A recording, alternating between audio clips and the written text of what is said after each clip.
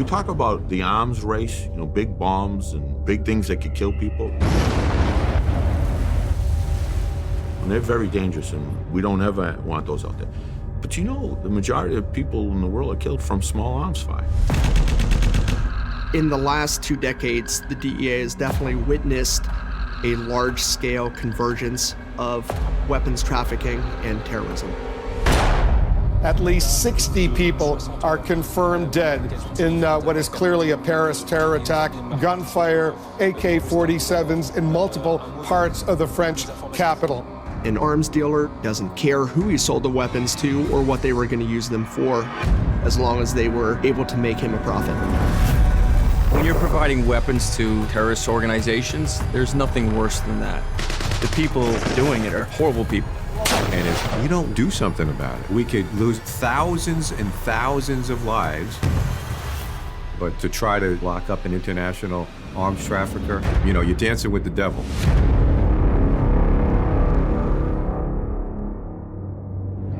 As a former FBI agent and chairman of the House Intelligence Committee, I had oversight of all 16 of our nation's intelligence agencies.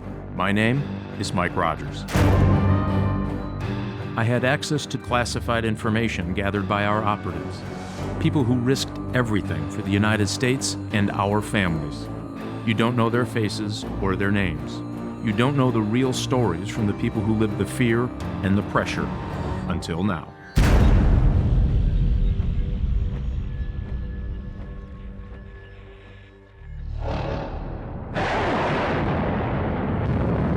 In the late 70s through the 80s into the 90s, all around the world we had to deal with proxy wars. I mean, Lebanon was raging.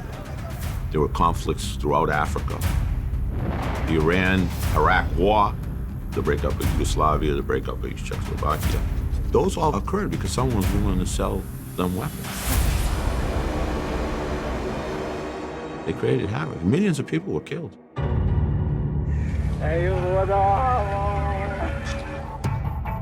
If you're one of the top gray and black arms dealers in the world, you can make fortunes by distributing weapons to whatever cause you want to make money on. They're businessmen. They don't necessarily have a lot of rules like you and I do, but they run a business. Monzer al-Kassar was one of the most elite global weapons traffickers. He's really responsible for a lot of the modern-day armed conflict throughout the world. He started back in the 70s stealing cars, moving small amounts of drugs until he became this international hash heroin trafficker who then blossomed into one of the top 5 weapons traffickers in the world. He thought he was untouchable. His nickname was the Proud Peacock. You know, this is my house, this is my palace. That estate had a shamrock pool, tennis courts, basketball courts, 3 large floors. It had the elements of Lifestyles of the Rich and Famous and a Bond movie. He actually had a small dog that he would carry around the compound. You can't make it up. He was so rich, some people called him the prince, but few would mistake him for royalty. He developed relationships with ambassadors, intelligence agencies, security forces, all in an effort to be able to do what he wants to do and influence who he needs to influence. And he's one way or another responsible for hundreds of deaths with the weapons and arms that he's provided terrorist organizations. Anybody that ever had any business with him will tell you he's a despicable person. This is the highest evolution of a criminal that you could find. Sherlock Holmes has his arch nemesis, Moriarty, you know. He was kind of the Moriarty for me. I mean, he was one of those guys that got away. I was 19 when I came in as an intern, and other than being a cop for a few years, I've been with DEA ever since. Haven't done anything else other than really being a DEA agent. Monzer started surfacing in DEA reporting in the early 70s.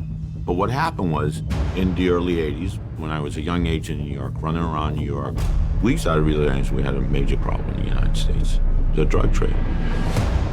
Heroin, the most destructive narcotic man has ever devised. This has reached epidemic proportions. New York was a gateway city for heroin. That's when Monzer first pops up. In 1984, I was working a case on some Middle Eastern traffickers. At the culmination of the case, we seized a lot of heroin, we arrested a lot of people, and every one of them said, I want to tell you a story, and they talked about Monzer. What I learned over that period of time was Monzer's organization was moving drugs to the United States, but Monzer realized the infrastructure to move arms and drugs at that time were essentially the same. And he had a very good ability to move stuff through cargo ships. So it was easy. He was able to get himself in the gray arms business.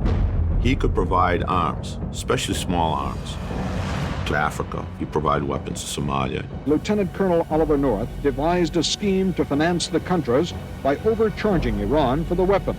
The Iran-Contra, he not only supplied weapons to the Iranians, but he also then turned around and supplied the small arms for the Contras.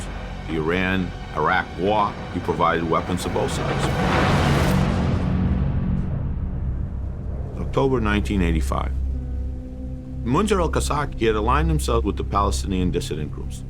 The Palestinian Liberation Front wanted to pirate the Italian cruise liner Achille Lauro, take passengers hostage so they can negotiate with the Israeli government to release one of their fighters. Monzer was the supplier of the weapons. He brought the weapons from Poland and turned it over to the fighters. Palestinian terrorists have hijacked an Italian cruise liner in the Mediterranean and are threatening to start executing American passengers. 4 Palestinian fighters separated the Americans and Jewish passengers from all the other passengers. Marilyn and Leon Klinghoffer, a Jewish family from New York, were on the vessel. At one point, they were telling people that they were going to start killing passengers if they didn't get a safe place to bring the boat in. During the course of the negotiations, the fighters actually took Leon Klinghoffer, who's wheelchair-bound, shot him and threw him into the Mediterranean. Eventually, they got a safe place to bring the boat in. The fighters got off the vessel, the hostages were released, the fighters got on the plane, and they flew out. They got away. Even though al-Kassar wasn't on the boat, he didn't do the hijacking, do you think he's a terrorist? He provided the logistics for the hijacking of the ship and provided the weapons. How could you be any more involved? And how could you not be considered a terrorist if you're one of the top arms dealers in the world? Those terrorists killed an American and threw him off a ship, and nobody could touch him. Monzer was a global criminal. He lived in one place, he bought things from one other place, he sent them to a third place that ended up in the fourth place, and none of the countries had jurisdiction over him. To be successful in going after a global criminal, you need to have a perfect understanding of how he functioned. The question was never, should he be indicted? The question was, could we get close enough to indict him?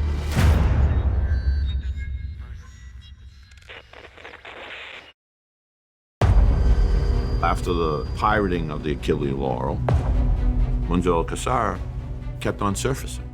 He continued supporting terrorism around the world. And because I was working heroin for the longest time in New York, and the heroin would go from the Middle East into either Italy or France, I'd get transferred to Paris. That was in 1988. I'm sitting in my office, and I started thinking, I need to get him. But we didn't have the case that we could prove against al-Kassar. I said, well, there's a lot more we know of what Monzer did, but what could we prove? I wanted to gather as much as I could on the guy. Of course, I talked to the Interpol people. Constantly, his name would pop up. They all knew him, and they all knew he was a major trafficker and a terrorist. People who had access to Monzer's properties gave us documents and a lot of good information about him. As we reviewed the documents, we could show that Monzer was very much involved with all these Palestinian terrorist groups. He supplied the weapons for the pirating of the Achille Lauro. We know that he helped finance it because there were movements of money in his accounts. So we were probing him, we were hitting him. We were locking up people that were part of his organization, at least in Europe, and I felt that we got to be pretty close to make a case against al-Kassar. At that time, my oldest daughter was born in Paris. After she's born, I leave the hospital to go get some flowers. A very well-dressed Middle Eastern man pops out and he says, "Mr. Jim, Mr. Jim." When I looked at him, I knew who he was. He was al-Kassar's driver when al-Kassar came to Paris. Why does he know who I am? He says, "Mr. al-Kassar would like to congratulate you on the birth of your daughter." Now, my daughter was probably born maybe 6 hours earlier. They knew she had been born.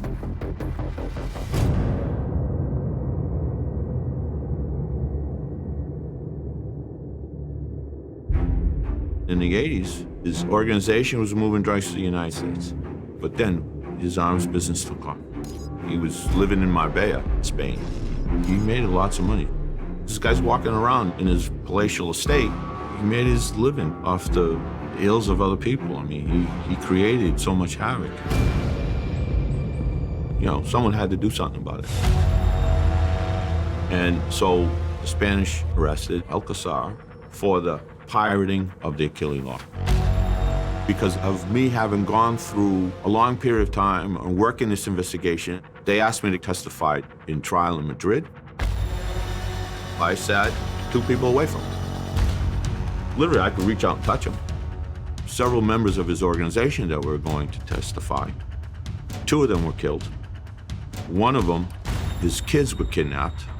Eventually, he gets killed too. And a very critical witness changed his story. So he was acquitted of that charge. We tried, but he was a very treacherous guy. Nothing stuck to him. Once you hear that he was responsible for the deaths of many people, you can't say, well, that doesn't matter. I didn't think we'd get another opportunity at that point. I really did. So after the Spanish trial, you did not think you'd have another opportunity? No.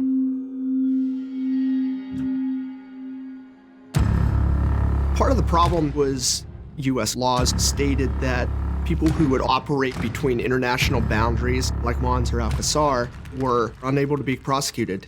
Even in our own country, people didn't understand, you know, if the bombs are going off in France or Germany, it didn't really affect us in the United States so much. It wasn't until 9/11 that we actually realized that we're all connected. Absolutely. In a few moments, I'll be signing the USA Patriot Improvement and Reauthorization Act. This is a really important piece of legislation. It is a piece of legislation that's vital to win the war on terror and to protect the American people. So there were new laws that were created that allow the United States government to pursue extraterritorial targets who reside outside the United States and prosecute them within the United States. We as a country have to send some kind of message that if you're going to commit crimes against Americans, you're going to face some kind of charges. The Special Operations Division at DEA was developed to help a group of senior investigators enforce the laws. In Special Operations, they developed the Bilateral Investigative Unit to specifically go out and touch the untouchables. So we went out and targeted those individuals that were operating outside the United States that affected the United States. So by 2006, we had new laws on the books, and we get the opportunity to do a case like this on a lifelong criminal and terrorist that nobody's ever been able to touch. Our role as the team was to come up with a game plan. By hook or by crook, we're going to make a case, find out what Monzer is doing, and find a way to prosecute him.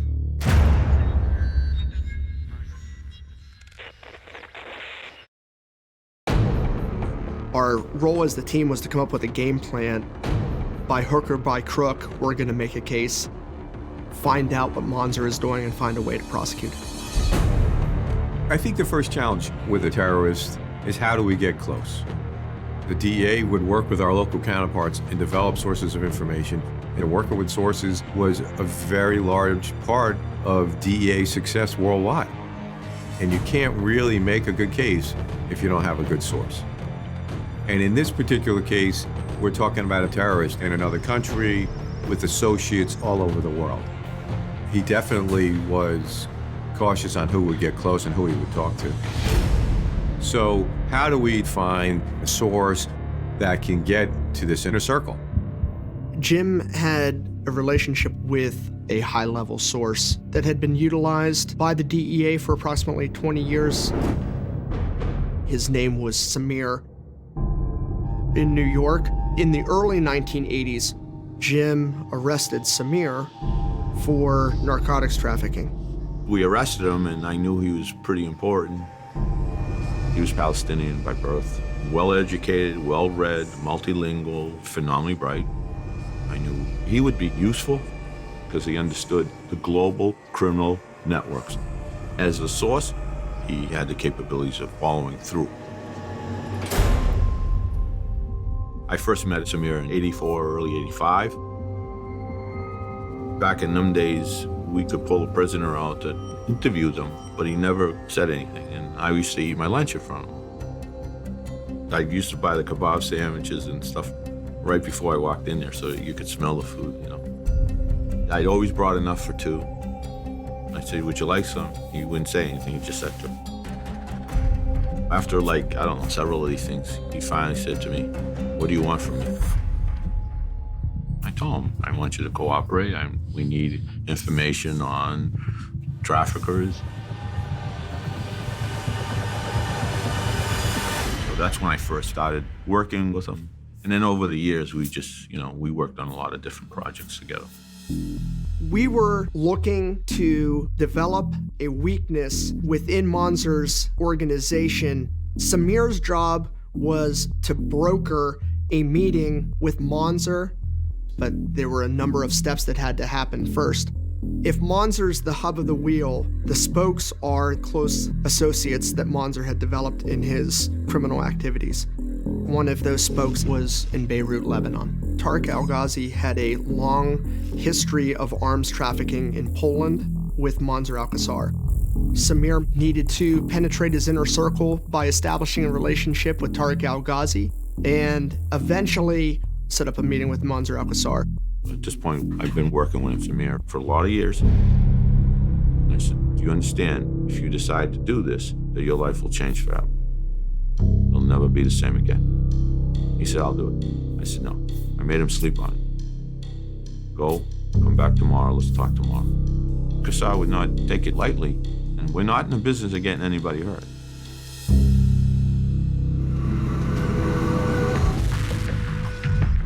So, in Beirut, Lebanon, our confidential source, Samir, was able to meet Tariq al-Ghazi, develop a relationship.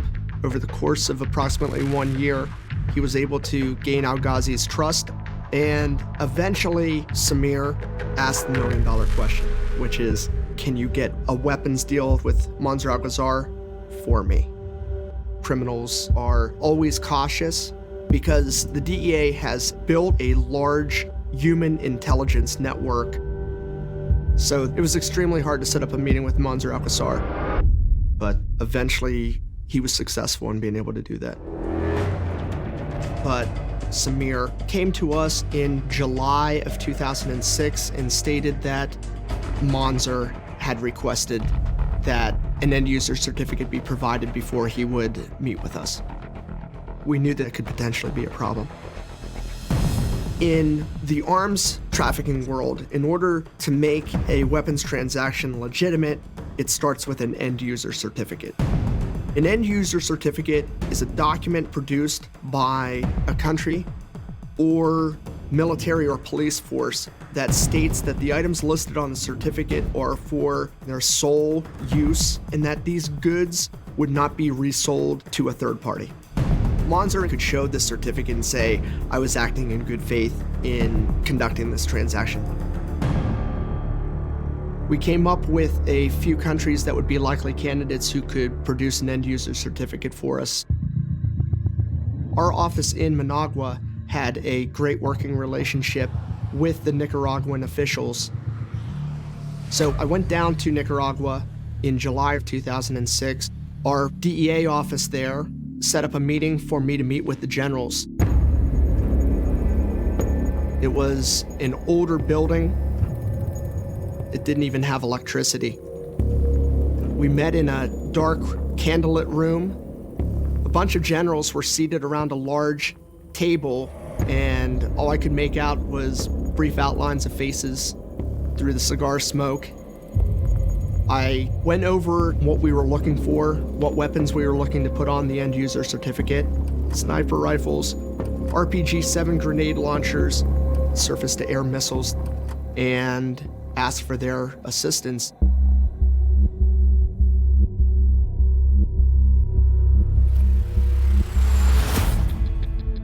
So, along with the certificate, what the Nicaraguans were able to do is provide a telephone that someone could later call, meaning Monzer or one of his associates, in order to verify the authenticity of the end user certificate that came out in Nicaragua.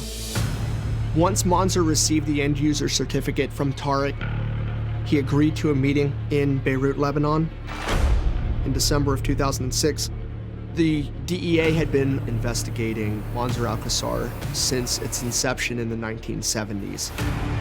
Now we had a chance to arrest him and convict him and be able to keep him behind bars. And the way that we had set this deal up was just strange enough to be believable.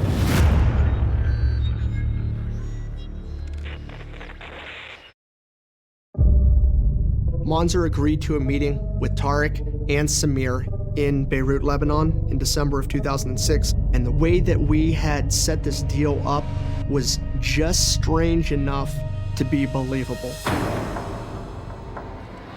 In order to build the investigation against Monzer, we had to catch him red-handed. To infiltrate a terrorist organization, you go after them with great sources. I had just finished working an investigation in Guatemala where I had some pretty high-level sources, Carlos and Luis. So the plan was to introduce my sources as potential buyers. We wanted to have my two sources played roles as FARC members. The FARC is a guerrilla group that transitioned into a terrorist organization that is deeply rooted in the Colombian cocaine trade. The FARC is in opposition of the Colombian government and those governments that are supporting it. So with the scenario that we put together, the FARC needed these weapons to shoot down American helicopters. When you look at Monzer, he's a financial guy and he's looking about doing it for money, but there was a big interest to be in opposition against the United States. So Samir met with Monzer and Tariq in Beirut, Lebanon. We needed Samir to develop sufficient trust with Monzer in order to convince him to meet our sources. Going into a situation with any source, it's a very dangerous activity for them. Al-Kassar had to believe the sources were legitimate bad guys that were looking to do a legitimate transaction for weapons.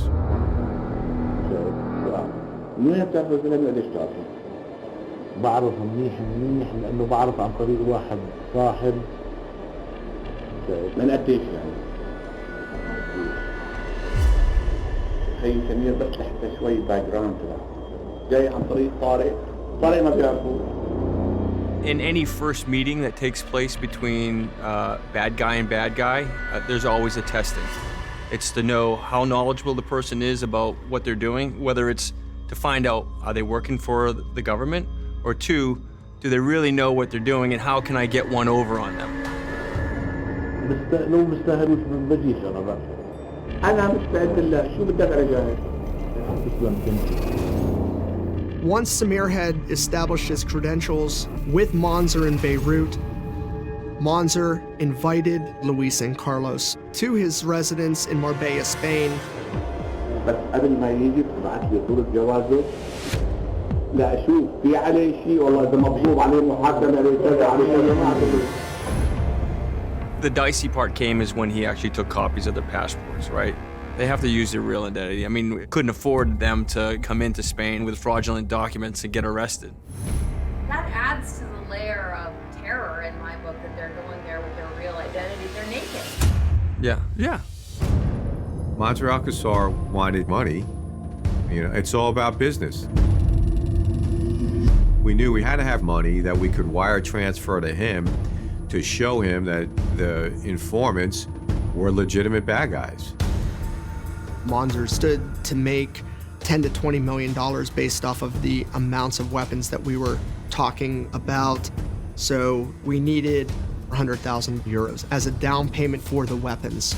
We had to navigate getting government money and figuring out how we were going to wire it internationally that it didn't look like it was transferred from the Fed to a bank to Monzer al-Kassar. And so our sources take the train down into Marbella while we stay in Barcelona. We knew it would be a high-risk operation. Monzer was very good at picking up something that was unusual for his normal patterns and how he operated in his criminal enterprise. And Monzer was extremely violent. People wound up dead. Once a witness became paralyzed after a missile was fired into their apartment in Lebanon. It was very dangerous for our informants, and if something had happened to them, we weren't in a position to come in and rescue them. This kind of operation goes against everything you've ever been taught as a cop being an undercover. You always want to meet in a neutral place and you want to have control of the situation. And here we are, we're going to have no control of the situation at all. We're just hoping that everybody can get out of there safely and come home. We had to send them with recording equipment. We needed evidence, so that was the risk that we took. We were going to show them that we were legit and that we meant to do business. So everything had to work with precision. They had to have conversations with Kassar about his weapons and ways they can assist people in killing Americans. You say, look, this is where we need to be, this is the evidence we need to get. I'm going to rely on you to get us there, and hopefully they cross that line. This was the best opportunity we had to get Monzer al-Kassar. If the meeting didn't go in the right direction, we were going to lose him. Hay que hablar, pero todo está bien. Nosotros seguimos en lo mismo, como estábamos. Sí, pero no puede hacer nada si no hay dinero. No puede hablar, no puede firmar, no puede... Y eso, por eso mismo estamos aquí, para que comience a haber dinero. As much as you'd like to think that Kassar has dropped his guard and super comfortable and buying into everything you're doing, he's the kind of bad guy that's never going to do that. We heard Monzer asking numerous questions about the FARC. He was trying to test the sources. ¿Quién es el jefe de la FARC? El que aparece siempre, le parece como se llama. If you're going to play a FARC role, then you better know something about the FARC.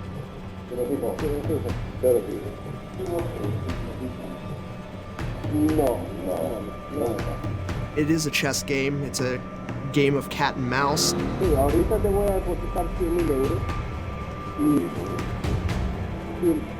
You're always walking the wire of, he's believing me. But is he really? Is he going to continue to do business with me? Or is he going to take me out back and shoot me?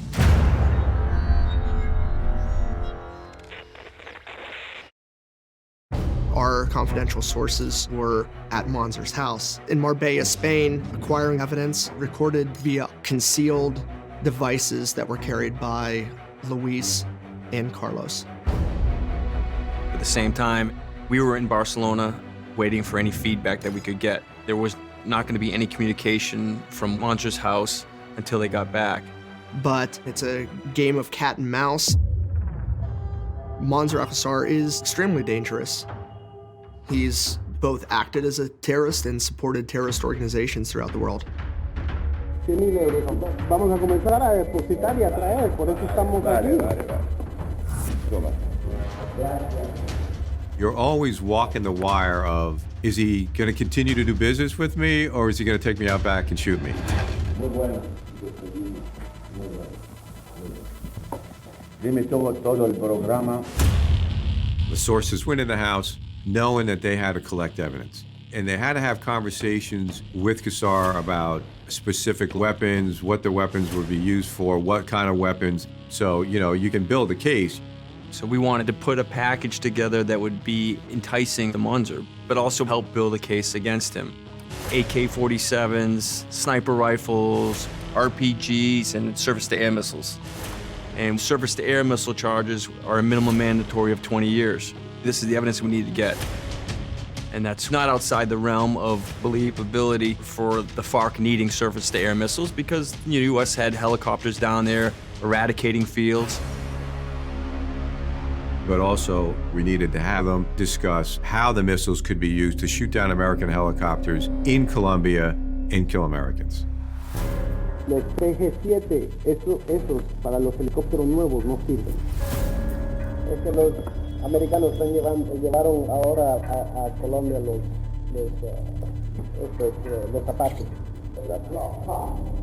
Y están atacando. Queremos comenzarles a matar a todos esos.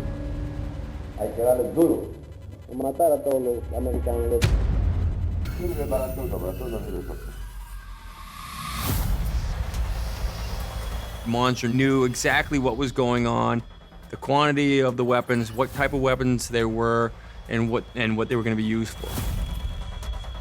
So we had great evidence because of how he talked about how his business with us could lead to American deaths. So at that point, we had a case against him. But we had to get Kassar to leave Spain. Because we knew that he had contacts within the Spanish government. They look at what happened in the past. He was able to get out of a number of these arrests and trials. Is he going to walk away from this? We had to come up with reasons on why Monzer had to meet us outside of the country of Spain. So we had told Monzer that one of the highest members of the FARC was traveling specifically to meet with Monzer. And our story was that the FARC member would release the money if he personally saw Monzer and knew that Monzer was involved in the deal. We tried to set up the meeting in Romania. It was a country where the extradition process was very short and efficient, and we'd done a lot of investigations with the Romanians over the years. And we were hoping that's where Monzer would be arrested. But Monzer was always cautious. Solo llamándote para confirmarte que si nos podemos ver el día miércoles 6 en Bucarest. Oh, en el capital, ¿sí? En la capital, correcto. Pero seguro que va a estar ahí con el pastel y todo. At that point, we thought things were not going to go the way we were hoping, and he was resisting meeting with us or traveling. ¿Tú crees que sea muy difícil la visa para ti? Creo difícil, tarda una semana por lo menos. Monzer doesn't want to travel to Romania. So now everybody's stressed out. We had to adjust. We had to have a second plan. Plan B was for him to be arrested in Madrid, which would be much more of a challenge for us. Our fear was that Monzer's contacts were worldwide, and if someone told him about our international arrest warrants, he would find a way out of Spain without being seen, and he could get to a place that would never extradite him. We knew that what motivated Monzer al-Kassar was money. And we believe he had promised the arms manufacturers that this weapons deal was going to go through, so that if he wasn't able to put this deal together, he would actually be losing face. So Monzer agreed to go to Madrid to meet the FARC, who he believed had to be convinced by him in order to release the money that would fund the remaining part of the weapons transaction. We were able to have it confirmed that he did get on the flight. And then we were waiting for him upon arrival at Madrid airport with the Spanish National Police. So we're all waiting at the airport.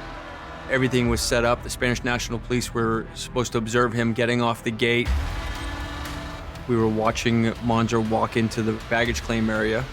And then all of a sudden, over the radio, we heard, "We've lost him."